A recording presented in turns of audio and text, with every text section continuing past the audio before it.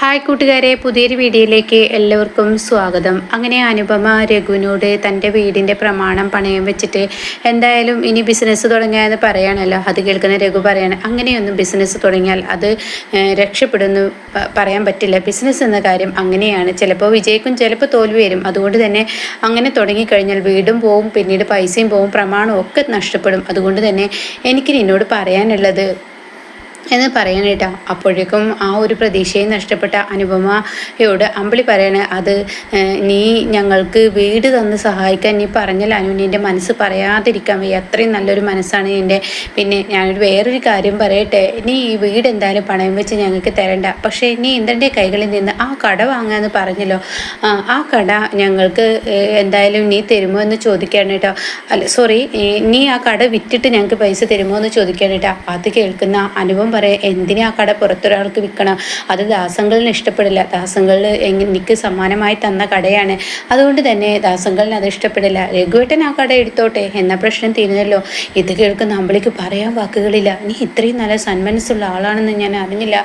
അനുവിൻ്റെ മനസ്സിന് പറയാതിരിക്കാൻ വയ്യ. അത് കേട്ടോടെ തന്നെ ഏതായാലും അച്ഛൻ നീക്കട്ടെ, അച്ഛനോട് കാര്യങ്ങൾ പറഞ്ഞിട്ട് നമുക്ക് ബാക്കി പറയാമെന്ന് പറയട്ടോ. എന്നാൽ ഈ സമയം അങ്ങ് അകത്തോട്ട് കയറിപ്പോകുന്ന സമയത്ത് രഘു വീണ്ടും വിളിക്കാണ്, അനു നീ നല്ല മനസ്സോട് കൂടി തന്നെയാണ് ഞങ്ങൾക്ക് തരാൻ ഉദ്ദേശിക്കുന്നത്. മനസ്സിൽ വേറൊന്ന് വെച്ച് നിൻ്റെ കട നഷ്ടപ്പെടുന്നതിന് ദുഃഖമുണ്ടോ എന്ന് ചോദിക്കുമ്പോൾ ഇല്ല, എന്നായാലും ഞാൻ ഇന്ദ്രേട്ടനിൽ നിന്ന് ആ കട വാങ്ങുമെന്നുള്ളത് ഞാൻ മുമ്പേ തീരുമാനിച്ചതാണല്ലോ. അതുകൊണ്ട് രഘുവേട്ടൻ ആ കട നടത്തിക്കുന്നതിൽ എനിക്ക് യാതൊരു തെറ്റില്ല എന്ന് പറഞ്ഞിട്ട് അനുപമ അങ്ങ് പോകാനായിട്ടാ. അങ്ങനെ അമ്പിളി നെടുവേർപ്പിടുകയാണ്. ഇതേ സമയം സുശീലയാണ് കാണിക്കുന്നത്. സുശീല ഗോകുലിനെ വിളിച്ചിരിക്കുകയാണ്. ഗോകുലാണെങ്കിൽ ആ ഫോൺ കോളിന് കാത്തിരുന്നത് പോലെ ഗോകുലിങ്ങനെ പുഞ്ചിരിയോടുകൂടി താനിങ്ങനെ യാത്ര ചെയ്യുന്ന സമയത്താണ് ഫോൺ വരുന്നത്. അങ്ങനെ ബൈക്ക് നിർത്തി ഫോൺ എടുക്കാനിട്ടാ. സുശീല ആൻറ്റിയുടെ അറ്റാക്ക് ഒരു നീണ്ട അറ്റാക്കായി പോയല്ലോ. എടാ ഗോകുലെ, നീ പറഞ്ഞിട്ടല്ലേ ഞാനിത് അഭിനയിച്ചത്, എന്നാൽ ഇനി ഞാൻ പറഞ്ഞ കാര്യം എന്തായി എന്ന് ചോദിക്കുകയാണ്. അതിന് ആൻറ്റി ഈ പറഞ്ഞതുപോലെ തന്നെ മഞ്ചാടിയുടെ കല്യാണം മുടങ്ങിയത് ജീവരാജ് വെള്ളത്തിൽ വീണതുകൊണ്ടല്ലേ. അത് കേൾക്കുന്ന സുശീല പറയും, നീ എന്താ ഗോകുലെ ആളെ ഒരുമാതിരി പൊട്ടം കളിപ്പിക്കുകയാണ്. നീ എന്നോട് പറഞ്ഞൊരു വാക്കുണ്ട്. അപ്പോൾ സുശീലയുടെ പിറകിൽ ആരോ വന്ന് നിൽക്കുന്ന ആ ഒരു സീന് കാണിക്കുന്നുണ്ട് കേട്ടോ. അപ്പോൾ തന്നെ സുശീല അത് ശ്രദ്ധിക്കുന്നില്ല. വിൻഡോൻ്റെ പുറത്ത് നോക്കിയിട്ട് സംസാരിക്കുന്നത്. എന്താ ആൻറ്റി? അതെ, നീ എന്നോട് പറഞ്ഞു ഇന്ദ്രൻ്റെ കട തിരികെ തരാമെന്നുള്ള ആ വാക്ക് നീ പാലിക്കില്ല. അതിന് ആൻറ്റി കല്യാണം മുടങ്ങിയാലല്ലേ ഞാൻ തരില്ല എന്ന് പറഞ്ഞത്, തരാ എന്ന് പറഞ്ഞത്. കല്യാണം മുടങ്ങിയല്ലോ. മുടങ്ങിയത് അങ്ങനെയല്ലല്ലോ, ജീവരാജ് വെള്ളത്തിൽ വീണിട്ടല്ലേ. ജീവരാജിൻ്റെ ഡെഡ് ബോഡിയും കിട്ടിയിട്ടില്ല, ഒന്നും കിട്ടിയിട്ടില്ല. നാളെ ആ കല്യാണം നടക്കുമോ എന്ന് പറയാൻ പറ്റത്തില്ലല്ലോ. അത് കേൾക്കുന്ന സുശീല പറയണേ, ഈ മഞ്ചാടിയെ എന്നേക്കുമായി ജീവരാജനുമായി കെട്ടിക്കില്ല എന്ന് ഞാനിന്നോട് പറഞ്ഞിട്ടില്ല, കെട്ടാൻ സമ്മതിക്കില്ല എന്ന് ഞാനിന്നോട് പറഞ്ഞിട്ടില്ല. തൽക്കാലം മുടക്കിത്തരാം, ഞാൻ നടത്തുന്ന കല്യാണം മുടക്കിത്തരാമെന്നാണ് ഞാൻ പറഞ്ഞത്. അത് കേട്ട ഉടനെ തന്നെ ആൻറ്റി, ഇപ്പോൾ ആൻറ്റി എന്തായാലും ആ ഡോക്ടറുടെ അടുത്താണ് നിൽക്കുന്നത്. ആൻറ്റി എന്നോട് സഹകരിച്ചു കഴിഞ്ഞാൽ തീർച്ചയായും ആൻറ്റിക്ക് ഹോസ്പിറ്റൽ ബില്ലിൽ നിന്ന് ഒഴിവാവാം. കഴുത്തടക്കുന്ന ഡോക്ടറാണ് ആ ഡോക്ടർ.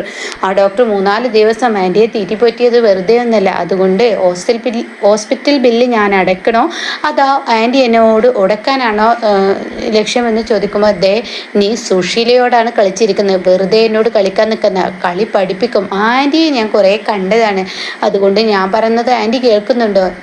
ഗോകുലേ എന്ന് പറഞ്ഞിട്ട് തിരിഞ്ഞിട്ട് ഈ സംസാരങ്ങളൊക്കെ സംസാരിക്കുന്നത് ഇന്ദ്രൻ്റെ മുഖത്ത് നോക്കിയിട്ടായിരിക്കട്ടോ. ഇന്ദ്രൻ അതേ നിൽപ്പ് തന്നെ നിൽക്കുകയാണ്. അപ്പോൾ ആൻറ്റി എന്നോട് ഉടക്കി കഴിഞ്ഞാൽ അത് ആൻറ്റിക്കേ പോകത്തുള്ളൂ, എല്ലാവരും ഈ സത്യങ്ങൾ അറിയുമെന്നും പറഞ്ഞിട്ട് ഗോകുല് കട്ട് ചെയ്യുന്നു കേട്ടോ. ഇനി എന്നെ വിളിച്ചാലും കിട്ടത്തില്ല എന്ന് ഗോകുല് പറയുന്നുണ്ട്. പിന്നീട് ഇന്ദ്രൻ സുശീലയുടെ അരികിലോട്ട് ചെല്ലാണ്. അങ്ങനെ സുശീല ഇങ്ങനെ നോക്കുമ്പോൾ അമ്മയുടെ കള്ളക്കളികൾ ഇപ്പം എനിക്ക് മനസ്സിലായി. ഫോൺ സംഭാഷണം മുഴുവൻ ഞാൻ കേട്ടു. ഇതിൽ എന്താണ് അമ്മ ജീവരാജിനെ ചെയ്തതെന്ന് ചോദിക്കുകയാണ് കേട്ടോ. എടാ മോനെ, എനിക്ക് കേട്ടില്ലേ സംസാരങ്ങൾ? ജീവരാജിനെ ഞങ്ങളൊന്നും ചെയ്തിട്ടില്ല. ഇവിടെ ഇപ്പോൾ സംഭവിച്ചിരിക്കുന്നത് കല്യാണം മുടക്കുക എന്നുള്ളത്. അതിനുവേണ്ടി ഞാൻ അറ്റാക്ക് അഭിനയിച്ചു. അത് കാര്യം തന്നെ എന്നോട് ഹർഷയും കൂടി പറഞ്ഞിട്ടാണ് ഞാൻ ചെയ്തത്. എന്നാൽ ആഷിഫ് അങ്ങനെയല്ലല്ലോ പറഞ്ഞിരിക്കുന്നത്. ആഷിഫ് ആൻറ്റി പറഞ്ഞിട്ടാണ് അവിടെ നിന്ന് കൊണ്ടുവന്നത്. അതേടാ ആരോ എനിക്ക് പിറകിൽ കളിച്ചിട്ടുണ്ട് എന്ന് പറയണ്ട. എന്തായാലും നീ എന്നെ രക്ഷിക്കട പോലെ. ഇത് കേൾക്കുന്ന ഇന്ദ്രൻ പറയണേ, എനിക്കിതിൽ ഇടപെടാനൊന്നും കഴിയില്ല. പോലീസ് വരുമ്പോൾ എന്താണെങ്കിലും അമ്മ ഉത്തരം പറഞ്ഞേക്ക്. ഇതിൽ നിന്നും അമ്മ തന്നെ തടി തപ്പാൻ നോക്കിക്കോ എന്നും പറഞ്ഞ് ഇന്ദ്രൻ അവിടെ നിന്ന് പോകുമ്പോൾ സുശീല വരിക, എടമോനെ നീ എന്നെ രക്ഷിച്ചില്ലെങ്കിലും നീ ഇതാരോടും പറയരുത് എന്നൊക്കെ പറയുന്നുണ്ട് കേട്ടോ. പിന്നീട് ഇന്ദ്രൻ നേരെ അനന്തമാഷിനാണ് വിളിക്കുന്നത്. അനന്തമാഷിന് അച്ഛ എന്നും പറഞ്ഞ് അമ്മ കണ്ണ് തുറന്നു, അമ്മയോട് ഞാൻ സംസാരിച്ചു എന്ന് പറഞ്ഞിട്ട് എന്തൊക്കെയോ സംസാരിക്കുന്നുണ്ട്. ആ ഒരു സീന് നമുക്ക് മുന്നിൽ വ്യക്തമാക്കിയിട്ടില്ല, അതാക്കും ഇനി കുറച്ച് ദിവസങ്ങൾ കഴിഞ്ഞാട്ടോ. ഇതേ സമയം അമ്പിളിയെയും അതുപോലെ രഘുവിനെയാണ് കാണിക്കുന്നത്. അവർ ദാസൻ്റെ വീട്ടിൽ വന്നിരിക്കുകയാണ്. അപ്പോൾ അവിടെ വിനയനും ഉണ്ടാവും. അപ്പോൾ തന്നെ എന്തായാലും അനുപമ അങ്ങനെ തീരുമാനം എടുത്തത് കൊണ്ട് എനിക്കെന്താ ഇപ്പോൾ ഇതിൽ പറയാനുള്ള റോള്? എന്തായാലും നിങ്ങൾക്ക് എന്നോട് പറയാൻ തോന്നിയില്ലേ? എൻ്റെ അണ്ണനും അനുപമയും എന്നോട് പറഞ്ഞില്ലല്ലോ. അയ്യോ അവർ പറഞ്ഞിട്ടാണ് ഞങ്ങളും ഇങ്ങോട്ടേക്ക് വന്നത് എന്ന് അമ്പിളി പറയാൻ കേട്ടോ. അപ്പോൾ തന്നെ രഘു പറയണേ അമ്മാവന് ഇങ്ങോട്ട് വരാൻ നേരമില്ലാത്ത കാരണമാണ്, അമ്മാവനാണ് ആദ്യം പറഞ്ഞത് ആ കട ദാസ് വാങ്ങി കൊടുത്ത കടയാണ്, അതുകൊണ്ട് ദാസിനോട് തന്നെ ചോദിക്കുക എന്നുള്ളതാണ് പറഞ്ഞത് എന്ന് പറഞ്ഞിട്ട് അമ്മാവൻ എൻ്റെ അണ്ണൻ ഇവിടേക്ക് വന്നിട്ടും ഈ പറയുന്നത് പോലെ എൻ്റെ അടുത്തോട്ടൊന്ന് വരികയോ വിളിക്കുകയോ ഒന്നും ചെയ്തിട്ടില്ല. അത് കേൾക്കുന്ന രഘു അണ്ണൻ ഇപ്പോൾ മഞ്ചാടിയുടെ പ്രശ്നത്തിലുള്ള ആ ഒരു ഇതാണ് ദസങ്ങളല്ലാതെ അമ്മാവന് യാതൊരുവിധ ദേഷ്യമോ വാശിയോ ഒന്നുമില്ലാത്ത വൈരാഗ്യങ്ങളൊന്നും മനസ്സിൽ വെക്കാത്ത ഒരാളാണല്ലോ അമ്മാവൻ എന്നും പറയുന്നത് കേട്ടോ. അപ്പോൾ അമ്പിളിയും പറയാൻ ശരിയാണെന്നൊക്കെ പറയും കേട്ടോ. ഇത് കേൾക്കുന്ന വിനയൻ തനിക്ക് മൊത്തത്തിൽ ചൊറിഞ്ഞു വരുന്നുണ്ട്, അടിമുടി ചൊറിഞ്ഞു വരികയാണ്. അപ്പോൾ തന്നെ വിനയം വന്നിട്ട് പറയാണ് എന്തായാലും രഘുവേട്ടൻ്റെ നിലനിൽപ്പ് ദാസെങ്കിൽ ഇപ്പോൾ ശരി എന്ന് പറഞ്ഞു കഴിഞ്ഞാൽ രഘുവേട്ടനൊരു നിലനിൽപ്പായല്ലോ. ഇനി ബാക്കിയുള്ളവരൊക്കെ ഒന്ന് മെച്ചപ്പെടുകയാണ്. എന്തായാലും കൺഗ്രാജുലേഷൻ രഘുവേട്ടൻ ഒന്ന് പച്ച പിടിച്ച് കാണുന്നത് ഞങ്ങളുടെ എല്ലാവരുടെയും സ്വപ്നമാണ്.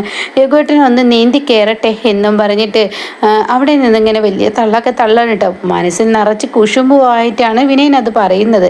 എന്നാൽ ഈ സമയം രഘു പറയണേ ഇനി ഞങ്ങൾ ഇറങ്ങട്ടെ, ഈ സമയം ഇറങ്ങിയാലേ പഞ്ചരത്നത്തിലോട്ട് രാത്രിയാകുമ്പോഴേക്കും എത്തുകയുള്ളൂ, അതുകൊണ്ട് പോട്ടെ എന്ന് പറഞ്ഞിട്ട് അവിടെ നിന്ന് ഇറങ്ങുന്നുണ്ട് കേട്ടോ.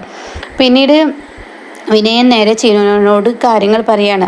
അപ്പം അങ്ങനെയൊക്കെയാണ് ഇല്ലേ കളി, ആരും അറിയിക്കാതെ അവർ ആ സ്വർണം പണയം വെക്കാനാണല്ലേ ഉദ്ദേശിച്ചത്. അപ്പോൾ വിനയൻ പറയുന്നുണ്ട് അത് അച്ഛൻ പറഞ്ഞതല്ലേ എൻ്റെ ഭാര്യയുടെ സ്വർണം ഞാനാണ് തീരുമാനിക്കുന്നത്, അപ്പം നമുക്ക് ഒന്നും അതിൽ പറയാൻ പറ്റില്ല എന്നിങ്ങനെ ചിരുവിനോട് പറയാം. അപ്പോൾ ചിരു പറയാം ആര് പറഞ്ഞു അങ്ങനെ പറയാൻ പറ്റില്ല, ഇതിൽ അനുചേച്ചി കളിച്ച കളി എന്താണെന്ന് എനിക്ക് നന്നായി അറിയാം. അപ്പോൾ അത് കേൾക്കുന്ന ലതിക പറയാണ് മോളെ അങ്ങനെയൊന്നും പറയരുത്. അപ്പോൾ ലംബോദരൻ പറയാണ് അവരൊക്കെ നിഷ്കളങ്കമായ മനസ്സുള്ള ആളുകളാണ്, അല്ലെങ്കിൽ ഇക്കാര്യങ്ങളൊക്കെ വെട്ടിത്തുറന്ന് അമ്പിളി രഘുവൊക്കെ നിങ്ങളോട് സംസാരിക്കുമോ? എന്താ ചിരു നീ ഇങ്ങനെ പറയുന്നത്? വിനയ ഇതിൻ്റെ പേര് പിടിച്ചു തൂങ്ങണ്ട. ആ രഘു എങ്ങനെയെങ്കിലുമൊക്കെ രക്ഷപ്പെടുകയാണെങ്കിൽ രക്ഷപ്പെട്ടോട്ടെ, പാവമാണ് ആ പയ്യൻ, ഒന്ന് നീന്തി കിടക്കട്ടെ എന്ന് പറയാനിട്ടോ. ഇത് കേൾക്കുന്ന വിനയം പറയണം എനിക്കൊരു രഘുവേട്ടൻ നല്ല നിലയ്ക്ക് എത്തണം എന്നൊരാഗ്രഹമുണ്ട്, എന്തായാലും നീന്തി കിടക്കട്ടെ എന്നും പറയാനിട്ടോ. ഈ സമയം ചിരു അങ്ങനെ അങ്ങ് നീന്തി കിടക്കാൻ പറ്റില്ലല്ലോ, ഇതിൽ അനുചേച്ചി കളിച്ച കളി എനിക്ക് മനസ്സിലായി. കട രഘുവേട്ടനെ വിട്ടുകൊടുത്തിട്ട് ആ വീട് സ്വന്തമാക്കാനുള്ള പരിപാടിയാണ്, എന്നാൽ ഞാനത് പൊളിച്ചെടുക്കും. 1 കോടി രൂപ ഇവിടെ കിട്ടിയിരിക്കുന്നത് എവിടെ നിന്നാന്നുള്ളത് എല്ലാവർക്കും അറിയാലോ, അതിൽ എനിക്കൊരു പങ്കുണ്ട്, എല്ലാവർക്കും അച്ഛനൊരു പങ്ക് കൊടുത്ത് എനിക്ക് മാത്രം തന്നില്ല. അത് കേൾക്കുന്ന ലതിക പറയണ മോളെ വെറുതെ ഓരോന്ന് പ്രശ്നങ്ങൾ ഉണ്ടാക്കണ്ട, നീ ഇപ്പോൾ ഇങ്ങനെ ഇരിക്കുന്ന സമയമാണ്, എൻ്റെ അച്ഛനെ വേദനിപ്പിക്കേണ്ട, മഞ്ചാടിയുടെ പ്രശ്നത്തിൽ ഇങ്ങനെ ഇരിക്കുന്ന സമയമാണ്, അതുകൊണ്ട് നീ വേദനിപ്പിക്കേണ്ട, അച്ഛനെ വേദനിപ്പിച്ചിട്ടാണെങ്കിലും എനിക്ക് നേടാനുള്ളത് ഞാൻ നേടും. അപ്പോൾ ലംബോദരൻ പറയുന്നുണ്ട് എനിക്ക് എന്തായാലും മോളെ രഘു നിവർന്നു കഴിഞ്ഞാൽ നിങ്ങളുടെ കാര്യവും അമ്മാവൻ പരിഗണിക്കും എന്നൊക്കെ എന്നെ പറയുമ്പോൾ നിൻ്റെ അച്ഛൻ പരിഗണിക്കും എന്നൊക്കെ എന്നെ പറയുമ്പോൾ അങ്ങനെ അങ്ങ് പരിഗണിച്ചാൽ പോരല്ലോ, എനിക്ക് കിട്ടേണ്ടത് എനിക്ക് കിട്ടുക തന്നെ വേണം. അപ്പോൾ ലതിക പറയണം ആ സ്വർണം തൊട്ടിട്ടില്ല, അതല്ല എനിക്കും കാര്യങ്ങൾ നടത്തണം, ആ പണത്തിൽ നിന്ന് ഒന്നും എനിക്ക് കിട്ടാത്തത് കൊണ്ട് തന്നെ ഞാനത് നേടിയെടുക്കും, ഞാനതങ്ങനെ വെറുതെ വിടാനൊന്നും ഉദ്ദേശിച്ചിട്ടില്ല. അതെൻ്റെ അച്ഛൻ കുറച്ച് വേദനിച്ചാലും കുഴപ്പമില്ല. പിന്നെ പെൺകുട്ടികളെ വളർത്തുമ്പോൾ അച്ഛന്മാർ വളർത്തുമ്പോൾ വലിയ പ്രശ്നമൊന്നും ഉണ്ടാവില്ല, പക്ഷേ അമ്മമാർ ആ കുട്ടികളെ വളർത്തുമ്പോൾ വലിയ ബുദ്ധിമുട്ടാണ്. അത് കേൾക്കുന്ന ലതിക ചോദിക്കാൻ നീ എന്താ ഇങ്ങനെ പറഞ്ഞ്, എൻ്റെ കുഞ്ഞിന് അച്ഛനില്ലായികയില്ലല്ലോ, അച്ഛനുണ്ടല്ലോ. അത് കേട്ട ഉടനെ തന്നെ ഇയാൾക്ക് 2-3 മാസം കഴിഞ്ഞാൽ എൻ്റെ വയറ്റിൽ പിറക്കുന്നത് ആണാണോ പെണ്ണാണോ എന്ന് അറിയാൻ വേണ്ടി കാത്തിരിക്കുകയാണ്. ആൺകുട്ടിയാണെങ്കിൽ എൻ്റെ കുട്ടികൾക്ക് വലിയ കുഴപ്പമുണ്ടാവില്ല, പക്ഷേ പെൺകുട്ടിയാണെങ്കിൽ നിങ്ങളുടെ മകൻ്റെ കാര്യം പറയാൻ പറ്റില്ല എന്ന് പറഞ്ഞിട്ട് ചിരുവങ്ങ് പോവാണ് കേട്ടോ. അതുകൊണ്ട് എൻ്റെ അച്ഛനിൽ നിന്ന് കിട്ടാനുള്ള പണം ഞാൻ വാങ്ങിയിട്ട് അതെൻ്റെ പെൺകുട്ടികൾക്ക് ആർച്ചക്കും ഭദ്രക്കും ഞാൻ സേവ് ചെയ്യും, എനിക്ക് നാളെ എന്തെങ്കിലും സംഭവിച്ചു കഴിഞ്ഞാൽ അവരാ വഴിയാധാരമാവാൻ പാടില്ലല്ലോ എന്നും പറഞ്ഞു പോവാണ്. ഇതേ സമയം വിനയൻ്റെ ആ ഉള്ളിലെ ആ മൈൻഡ് ചിരി തുറന്ന് കാണിച്ചത് കൊണ്ട് തന്നെ വിനയൻ നിന്ന് അവിടെ ഇങ്ങനെ വട്ടം കറങ്ങാണ് കേട്ടോ. പിന്നെ വിനയൻ ഒന്നും അറിയാത്ത പോലെ പുറത്തോട്ട് പോവാണ്. അപ്പോൾ ഈ സമയം ലതിക എടാ ചീരു പറഞ്ഞത് കേട്ടില്ലേ? ഞാൻ എന്ത് ചെയ്യാനാ അമ്മേ? എല്ലാവരും അങ്ങനെയൊക്കെ പറയുന്നതിൽ ഞാൻ എന്ത് ചെയ്യാനാണ്? ഞാനൊന്നും പറഞ്ഞില്ലല്ലോ. നീയൊന്നും പറയണ്ട, നീ ഒരു ജോലിക്ക് അങ്ങ് പോയാൽ മതി. എന്നാൽ ഈ പ്രശ്നത്തിനൊരു പരിഹാരമാവും. അവൾക്ക് ഇങ്ങനെ തോന്നൽ വരില്ല.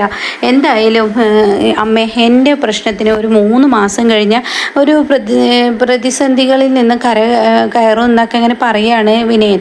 അപ്പം അത് കേട്ടോടെ തന്നെ, പാടാ, ഞങ്ങൾക്ക് മനസ്സിലായി നീ മനസ്സിൽ കണക്ക് കൂട്ടുന്നത് എന്താണെന്ന്. നീ ചിരുവിൻ്റെ വയറ്റിൽ കിടക്കുന്ന ആൺകുട്ടിയാണെന്ന് കരുതിയിട്ടല്ലേ നീ ഇങ്ങനെയൊക്കെ പറയുന്നത് എന്ന് ലതികയും പറയുന്നു കേട്ടോ. അപ്പോൾ ഈ സീനിലാണ് എപ്പിസോഡ് നിർത്തിയിരിക്കുന്നത്.